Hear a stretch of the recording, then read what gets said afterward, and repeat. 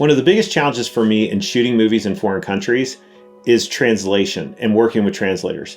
I never know what they say, and I don't know if they form the question in a way that I'm going to be able to edit it. And recently I found this new tool that we tried out in Guatemala on this last feature, and they're called translation headphones, and they're pretty crazy. So how they work is that you basically put these on, you put these over your ear, and then you use an app, and essentially I turn on the microphone of the app, it listens to what the person says, and then it translates into my ear what they're saying in English. They worked really well working on this last feature. And so let me give you the pros and cons of using these. First off, I bought a bunch of different pairs, and I returned some. I gave some away while I was there to tour guides and our fixer and things like that. There's two parts to it. One is you can buy really cheap ones, but then they charge you in the app every month or every day that you use them. What you want to look for if you're going to use these for a foreign country is one that has a ton of languages and that it can actually be used as a one-time purchase thing. So the next thing you want to look for is Wi-Fi. If you don't have Wi-Fi, some of these translators don't work. So the bottom line to this is if you get these, the more you pay, usually it comes with a one-time purchase versus a subscription-based fee. The subscription is what kills you. That's what they're making their money on. So let me give you the pros and cons of these. The pro is I can hear what they're saying in English. I also can read it on the app.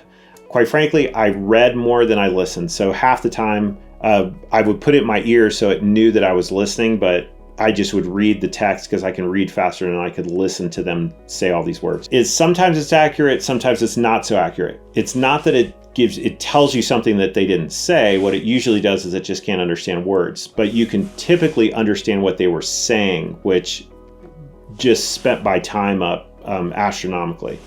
All right, one of the other pros to this is with these, my interviews when I was working with a translator would take about an hour and a half. When I was using this and I was able to read it, they would go down to 45 minutes. So from the business of impact documentary, that's 45 minutes that I'm not spending in an interview and I can be doing something else. So typically in Doc Film School, we teach that a 3-hour interview, an hour of setup, an hour of interview, and an hour of breakdown, give a little bit on either side, is about $645. So when you take off half of that time, you can quickly understand that time is money. So making an investment of $75 to test these things out and test a few of them so I could do this YouTube video, it made it worth it. I'm not going to recommend any because there's a bunch of different ones that we tried. These ones actually didn't work well at all. These ones probably were the best. These are the ones I used the whole time.